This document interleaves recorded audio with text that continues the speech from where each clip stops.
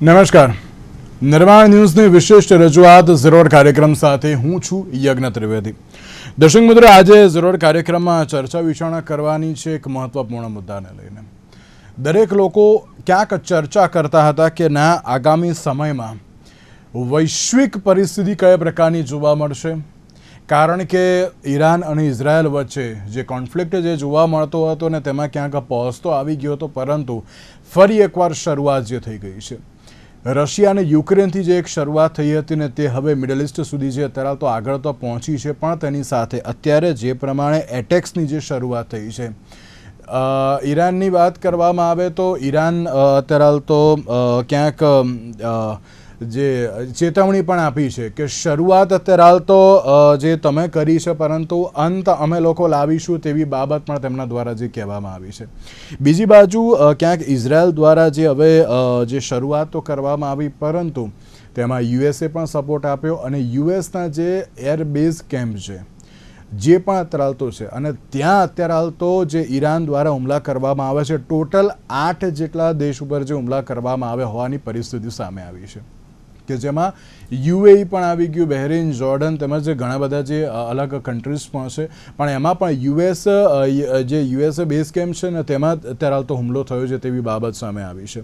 સવાલ એ છે કે આ પરિસ્થિતિ કેમ, હવે આ ક્યાં જઈને અટકશે? તમામ મુદ્દાઓ પર ચર્ચા વિચારણા શરૂ કરવી છે. ચર્ચા વિચારણા કરવા માટે અમારી સાથે જોડી ગયા છે જાનવી સોનૈયા, કે જેઓ વિદેશી બાબતોના નિષ્ણાત છે, સાથે સાથે એક પત્રકાર પણ છે. મનન ભટ્ટ આપણી સાથે જોડી ગયા છે, કે જેઓ સુરક્ષા નિષ્ણાત છે, અને સાથે ઉમર ગાઝી આપણી સાથે જોડી ગયા છે, કે જેઓ વિશ્લેષક છે. જે આપનું સૌથી પહેલા તો સ્વાગત છે.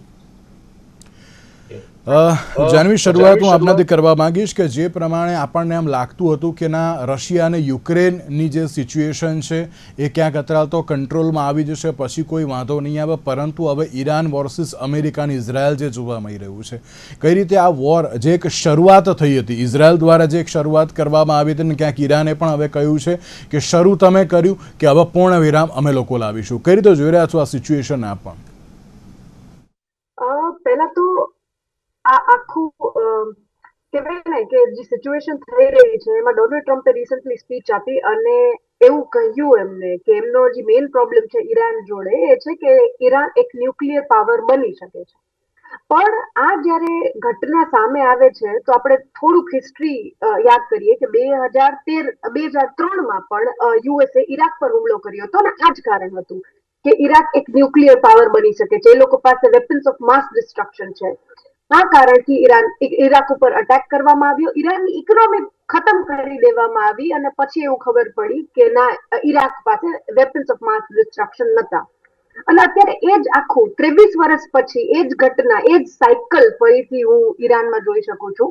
અને બીજો મુદ્દો જે ડોનાલ્ડ ટ્રમ્પે એમની સ્પીચમાં કીધો એ હતો એમને કે જે રિજીમ છે, આયતુલ્લા ખમીનેનું રિજીમ છે ઈરાનમાં, એનાથી એમને પ્રોબ્લેમ છે. પણ મને એવું લાગે છે કે અમેરિકાએ વારંવાર બીજા દેશોના ઇન્ટરનલ અફેર્સમાં દખલઅંદાજી કરી છે અને એ ગ્લોબલ ઓર્ડર માટે ખરાબ વસ્તુ છે. આપણે જોઈએ 2025ની જ વાત કરું તો ડોનાલ્ડ ટ્રમ્પે શપથવિધિ લીધી એના પછી એમને 6 થી વધારે દેશો ઉપર હુમલો કર્યો છે, અમેરિકાએ હુમલો કર્યો છે અને 600 થી વધારે કેસીસ થયા છે બોમ્બિંગના. હું આ ઇન્સિડન્ટને તો કાઉન્ટ બી નથી કરતી. એટલે આપણે જો ડોનાલ્ડ ટ્રમ્પે અમેરિકામાં પ્રેસિડેન્ટ બન્યા એના પછીનો આપણે ટ્રેક રેકોર્ડ જોઈએ તો આપણને એમ લાગે છે કે આ વસ્તુ હવે બહુ કોમન થઈ ગઈ છે. પીસની વાત કરી હતી, પણ હવે એકચ્યુઅલી અમેરિકામાં ડિપાર્ટમેન્ટ ઓફ વોર છે અને એ કન્ટ્રીઝની ઇન્ટરનલ અફેર્સમાં દખલઅંદાજી કરી શકે છે. એ લોકો કોઈને સિટિંગ હેડ હોય, જેમ કે આપણે વેનેઝુએલામાં જોયું, એને રાતોરાત ઉપાડી શકે છે, ગ્રીનલેન્ડ લેવાની ધમકી આપી શકે છે. The global order is over now, એવું डेफिनेटली કહી શકાય. उमर जी, जिस तरीके से अगर हम आज की बात करें तो यहाँ पे इजराइल ने एक शुरुआत की थी और इजराइल ने जिस तरीके से ड्रोन अटैक शुरू किए, कहीं पे ऐसा भी लगा कि नहीं सिर्फ और सिर्फ ईरान ही निशाना है, मगर ईरान ने जहाँ जहाँ यूएसए के जो बेस कैंप है, यानी कि यूएई हो, कुवैत हो, कतर हो, जॉर्डन, बहरीन, सऊदी अरब और सब जगह पे उन्होंने भी सामने अटैक शुरू कर दिया है.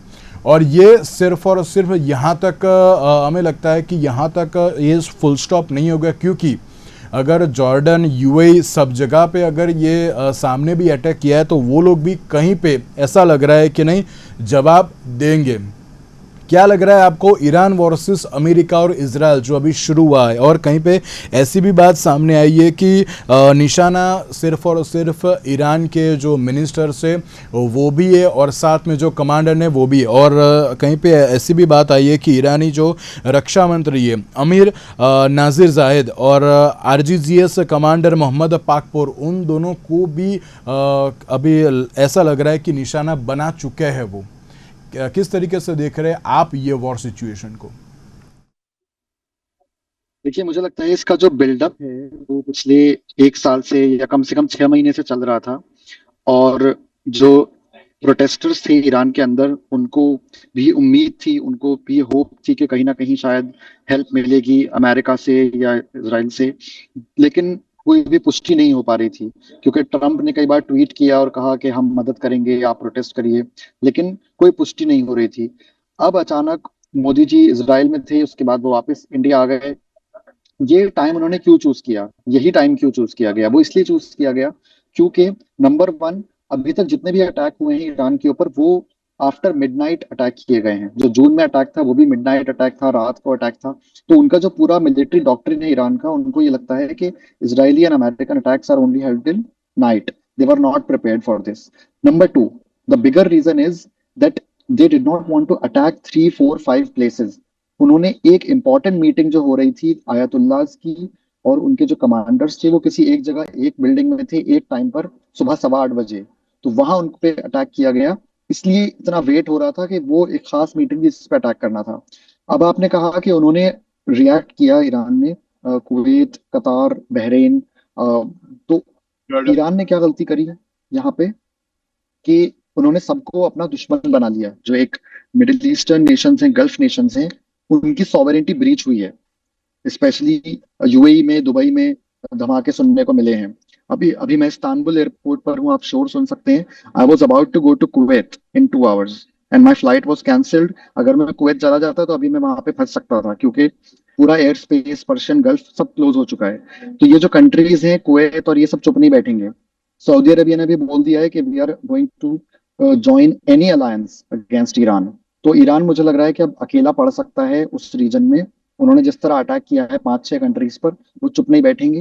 And this might be the end of the Iranian regime as we know it. So this is what I think about it.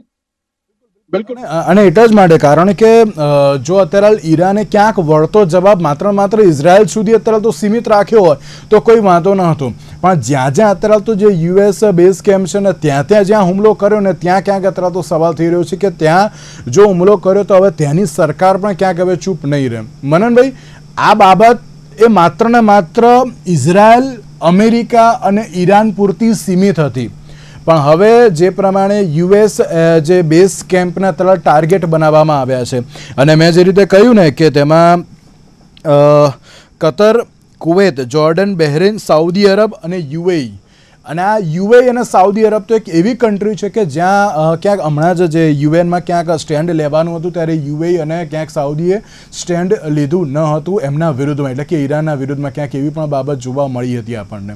અને હવે જે પ્રમાણે એટેક્સ જે શરૂ કર્યા છે, અને આ માત્ર ને માત્ર એક ઈરાનની વાત નહીં પરંતુ એની સામે 7 જેટલી કન્ટ્રી અત્યારે તો આવીને ઊભી રહી ગઈ છે। તો હવે એમ લાગે છે કે ના, ઈરાને જે પ્રમાણે આ એક, ચલો એમને એમ લાગતું હશે કે ના અત્યારે ચાલાકી ભર્યું અત્યારે નિર્ણય કરી દઈએ, જ્યાં જ્યાં યુએસ બેઝ કેમ્પ છે આપણે તેને અત્યારે તો ધ્વસ્ત કરી નાખીએ, પણ ક્યાંક આ જ રણનીતિ અત્યારે તો તેમને જે કહેવાય ને કે અત્યારે ઊંધી પડે તેવી પણ શક્યતાઓ છે। શું લાગી રહ્યું છે આપને પણ?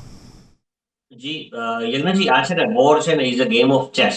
હવે સોવર્નિટીની વાત કરીએ ને તો ઉમરજીએ બહુ સરસ વાત કરી, પરંતુ પ્રશ્ન એ છે કે આ બધા કન્ટ્રીઝની અંદર અમેરિકાના બેઝિસ હતા, એટલે દે વેર नॉट सोवरेन। जब आप किसी और कंट्री को अपने देश में मिलिट्री बेस बना देते हो और फिर પછી એ જ બેઝ પરથી અમેરિકા ઈરાન પર હુમલાઓ કરે, એ નેવલ બેઝિસનો ઉપયોગ કરે, એર બેઝિસનો ઉપયોગ કરે, અને ઈરાન પર હુમલા માટે જ્યારે તમે તમારી દેશની ભૂમિને યુઝ કરવા દો, બટ નેચર છે જો પાકિસ્તાનની જમીનને યુઝ કરીને પાકિસ્તાન ઉપર આતંકીઓ જો ભારત પર હુમલો કરતા હતા તો ભારતે પાકિસ્તાની આતંકી ઠેકાણા ઉપર હુમલો કર્યો, એટલે કે they were not sovereign, these countries, Kuwait હોય કે આ બધા દેશોમાં જ્યાં જ્યાં અમેરિકી એર બેઝિસ છે, નેવલ એની ફ્લીટ સપોર્ટ સ્ટેશન, અમેરિકાની 5મી ફ્લીટ અત્યારે બહેરીન ના ને હેડક્વાર્ટર બનાવીને રહી છે. તો બહેરીન પર ઈરાને હુમલો કર્યો તો it is a genuine attack.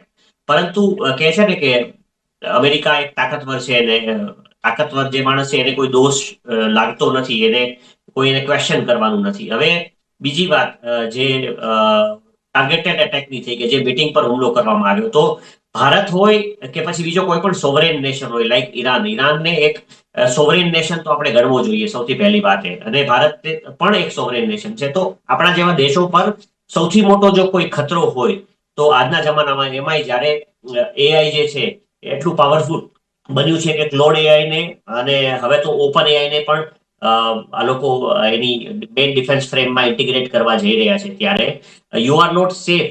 જે તમારા મોબાઈલ ફોન્સ, જે મિલિયન્સ ઓફ મોબાઈલ ફોન્સ જે આપણા બધાને પાસે છે, એ કે પછી જે કોમ્પ્યુટર સિસ્ટમ્સ માઇક્રોસોફ્ટની આપણે વાપરીએ છીએ, અમેરિકાની બનાવટની જે પણ વસ્તુ તમે વાપરશો, એવરીથિંગ, ઇન્ટરનેટથી લઈને બધું જ, they are weapons of war, અને એનો અમેરિકા તમારી વિરુદ્ધમાં ગમે ત્યારે ઉપયોગ કરી શકે છે લોકોને ટ્રેક કરવા માટે, તમારી મિનિટની જાણકારી, તમારા ડેટાને. અને એક સમય એવો હતો કે જ્યારે એટલો બધો આપણે એવું માનતા કે જે બિલિયન્સ ઓફ ગીગાબાઇટ્સનો ડેટા પ્રોસેસ કરવો પોસિબલ નથી, પરંતુ સુપર કમ્પ્યુટર્સ અને એઆઈ આવતા હવે ડેટા પ્રોસેસિંગ બહુ સહેલું અને બહુ ફાસ્ટ થયું છે.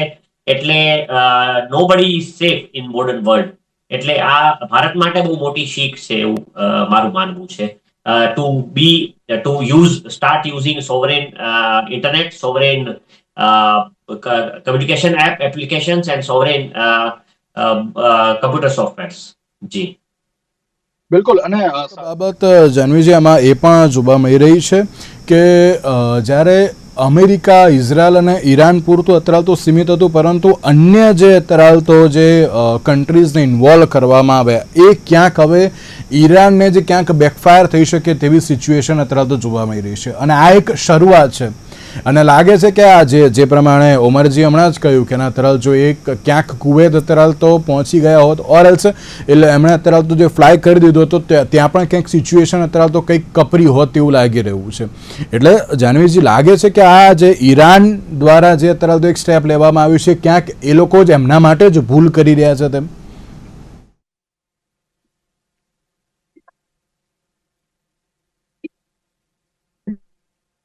જોઈએ કે અત્યારે આ જે અટેક થયું છે ઈરાન પર, જો એમાં ઈરાન કોલાપ્સ થાય તો ઓબ્વિયસલી એનું જે કરંટ રેજીમ છે કે પછી ઇકોનોમિક સ્ટેબિલિટી છે એ બધું તો જતું જ રહે.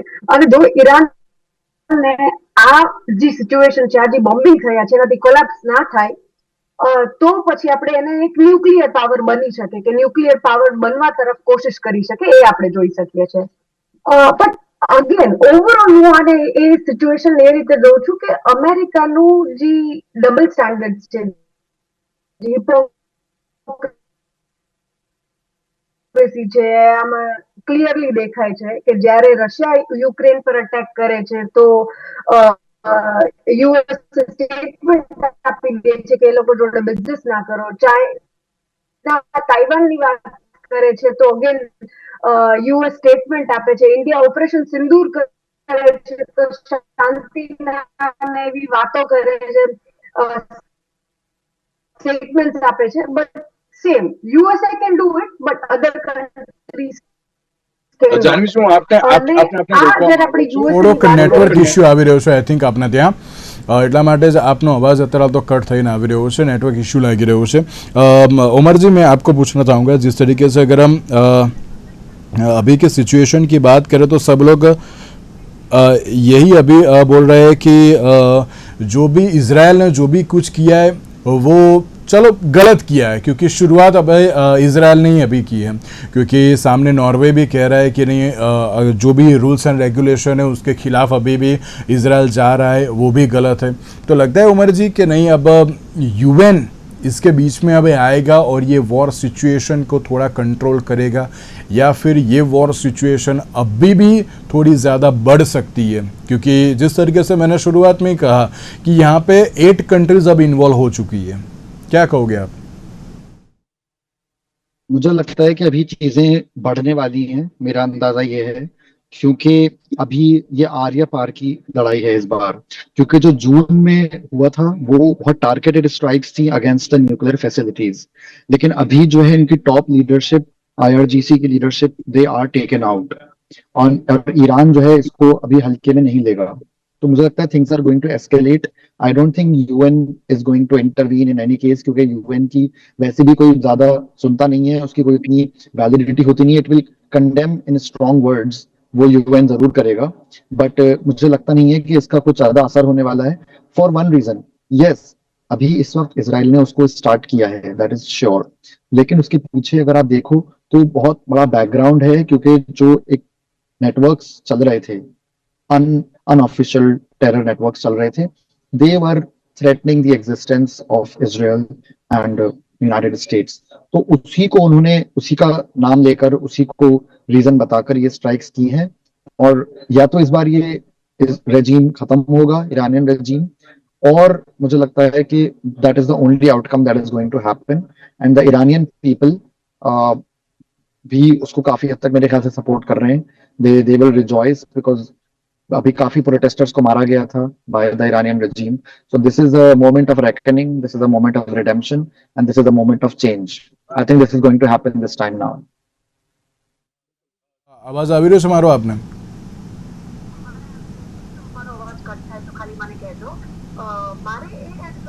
સિચ્યુએશનમાં ઇન્ડિયાને કઈ રીતે ઇમ્પેક્ટ થશે એ બહુ અગત્યનો ક્વેશ્ચન છે, કારણ કે ઇરિસ્પેક્ટિવ ઓફ કે હવે ઈરાનનું શું થાય, ઇન્ડિયા શું કરશે એ ઇમ્પોર્ટન્ટ છે, કારણ કે ઇન્ડિયાના ટાઈઝ ઇઝરાયલ જોડે બહુ સારા છે. આપણે હમણાં જોયું પ્રાઇમ મિનિસ્ટરની વિઝિટ હતી. ઇકોનોમિક ટાઈઝ છે યુએસએ જોડે, કનેક્ટિવિટી ટાઈઝ છે ઈરાન જોડે.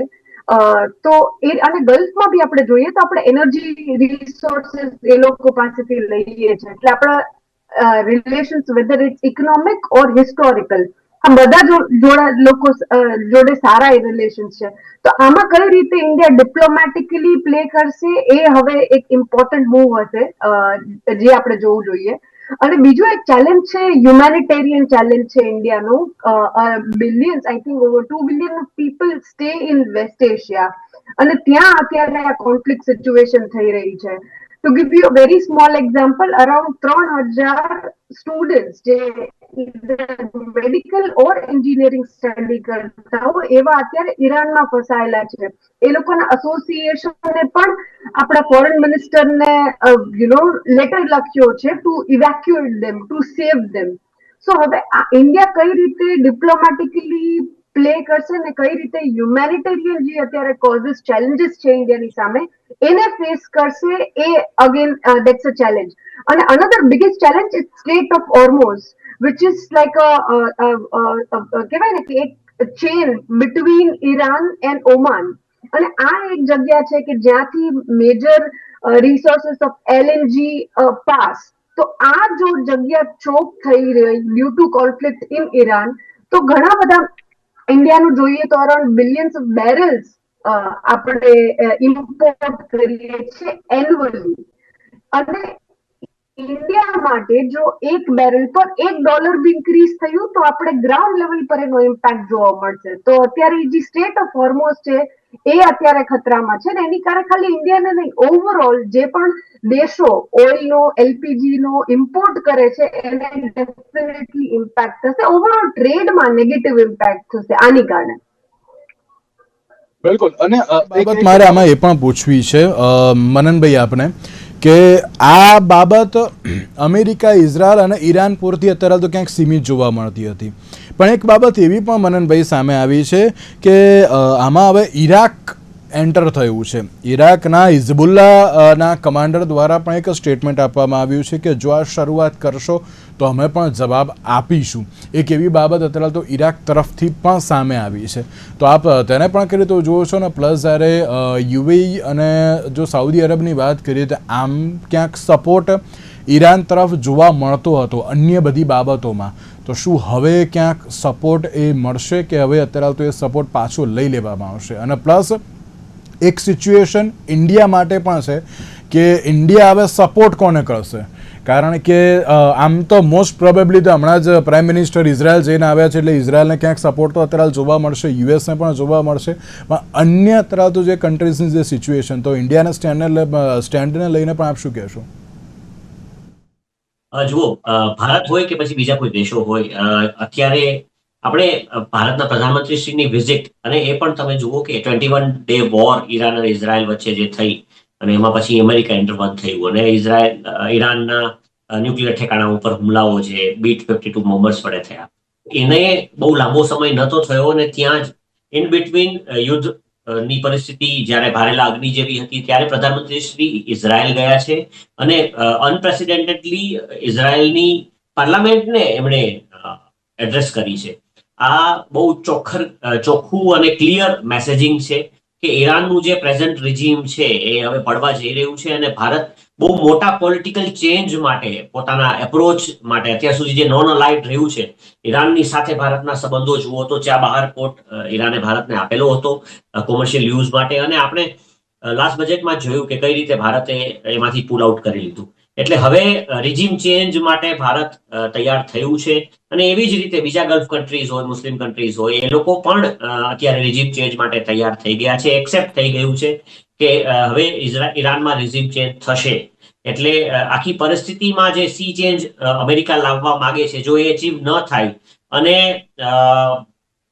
એટલે વર્સ્ટ કમ કેસીસમાં એવું બને કે જે અયતોલ્લા ખમેનીની જે વિચારસરણી અને જે રીતનું ઇસ્લામિક રેજીમ ઈરાન પર રહ્યું, શિયા રેજીમ રહ્યું, જો એ કન્ટિન્યુ થાય, આ પરિસ્થિતિઓમાં ફેરફાર થયા પછી કે યુદ્ધમાં કેટલેક અંશે ક્યારેક યુદ્ધ વિરામ આવે આગળ જતા, ત્યાર પછી પણ તો ભારત માટે ઈરાન સાથે સંબંધો જાળવવા ઓલમોસ્ટ ઇમ્પોસિબલ થઈ જશે.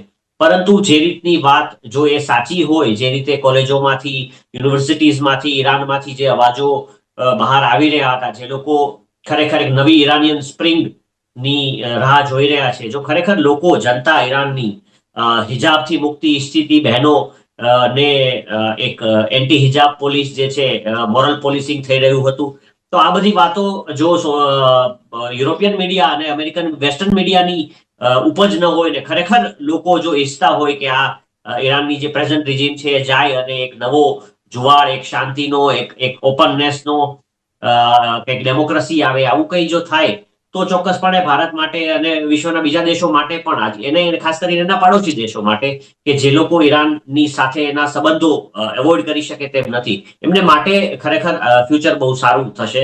જો એ રેજીમ ચેન્જ અમેરિકા અચીવ નહીં કરી શકે તો, પરંતુ તો આગળ જતા આ પરિસ્થિતિ થોડી ખરાબ થશે, એટલું ચોક્કસ છે. ओमर जी, यहाँ पे एक ऐसी भी बात सामने आई कि ओमान ने अभी तुरंत यूएनएससी की बैठक बुलाने की मांग की है, क्योंकि जिस तरीके से सिचुएशन अभी थोड़ी क्रिटिकल होने जा रही है, तो लगता है कि नहीं यूएनएससी में भी कुछ होगा. साथ में जिस तरीके से अगर हम मिडल ईस्ट की बात करें तो आईसीसी ने भी MBS के सऊदी के प्रिंस के साथ भी अभी बात हुई है, और सब लोग यही बोल रहे हैं कि नहीं, ईरान जिस तरीके से आगे बढ़ रहा है वो अपनी वॉर वो अमेरिका और इजराइल तक अब अभी रखे और कंट्रीज को इन्वॉल्व न करे, कि ऐसी भी बात सामने आ रही है. आप उसको भी कैसे देख रहे हो? देखिए, यूनाइटेड नेशंस सिक्योरिटी काउंसिल की मीटिंग बुलाई गई है ओमान के जरिए, लेकिन अगर आप देखें कि दूसरे कंट्री इन्वॉल्व होंगे या नहीं, जैसा कि मैंने कहा कि वो इन्वॉल्व हो चुके हैं, और सऊदी अरेबिया ने स्टेटमेंट दिया है कि it is going to support every effort against Iran, क्योंकि हमें ये भी पता है कि ऑब्वियसली एक शिया सुन्नी कॉन्फ्लिक्ट भी कहीं ना कहीं है, और within the Middle East तो Iran and Saudi are on the opposite sides. तो सऊदी अरेबिया ये बोल चुका है कि I am going to support any major against Iran right now. तो ईरान अभी बहुत खराब सिचुएशन में है. The only thing that can happen is कि अगर रशिया इसमें या पुतिन का कोई स्टेटमेंट आता है कि आप ईरान को टच नहीं कर सकते, बट आई थिंक उसका टाइम अब जा चुका है. It is too late for that also, and Russia is too much busy still in the Ukraine war. तो आई डोंट थिंक कोई स्टेटमेंट इस पे रशिया का आया. मतलब रशिया ने भी एक स्टेटमेंट दिया है कि अमेरिका और इजराइल अभी हमला रोक दे, और अगर आगे बढ़े तो हम भी कहीं पे इन्वॉल्व हो सकते हैं, कि ऐसी भी बात सामने आई है रशिया की. हाँ, तो अगर उन्होंने ये बोला है तो that is the only thing that can make a difference. Apart from that, उसके अलावा तो ईरान के रजीम को मेरे ख्याल से अभी गिरने से कोई नहीं रोक सकता। तो क्योंकि पूरा ऑल आउट वॉर ब्रेक हो चुकी है, तेहरान के अंदर भी पूरा जो गवर्नमेंट बिल्डिंग्स हैं, lot of them have been destroyed. Marina में, दुबई में people have been, Abu Dhabi में there 1 person has been killed. तो I think this is that time when things are uncertain, but I think the time for Iranian regime is numbered. I think it's not going to stay for too long. Umar ji धन्यवाद हमारे साथ जुड़ने के लिए। मनन भाई અને જાનવી, આપ બંનેનો પણ આભાર અમારી સાથે આ ચર્ચા વિચારણામાં જોડાવા માટે। દર્શક મિત્રો, હવે સવાલ ત્યાં જ હવે આવીને અટકે છે કે હવે આગામી સમયમાં સિચ્યુએશન ક્યાં જઈને અટકશે, કારણ કે જે હમણાંની વાત કરવામાં આવે તો જે ઈરાનના જે રક્ષામંત્રી છે તેમને પણ ઠાર કરવામાં આવે હોવાની જે વિગતો સામે આવી છે। સાથે સાથે ઈરાની સરકાર દ્વારા પણ એક એવો દાવો કરવામાં આવ્યો છે કે અત્યારના સમયમાં જે ખામની છે એ અત્યારે તો સુરક્ષિત છે, પરંતુ અત્યારે ઈરાનની જે કોઈ જનતા છે એ પણ અત્યારે તો ચેન્જ માગે છે તેવી એક બાબત પણ સામે આવી છે। એટલે કે જે અત્યારે ઇન્ટરનેશનલ જે સિચ્યુએશન છે પણ તેની સાથે સાથે ક્યાંક જે એમ કહેવાય કે ડોમેસ્ટિક અત્યારે તો પ્રોટેસ્ટ પણ શરૂ થઈ હોય તે પ્રમાણેની ક્યાંક પરિસ્થિતિ સામે આવી છે। તો હવે જોવાનું રહ્યું કે આગામી સમયમાં હવે કેવા પ્રકારની પરિસ્થિતિ મિડલ ઇસ્ટમાં જોવા મળશે। આજના વિશેષ કાર્યક્રમ મને આપશે. નમસ્કાર.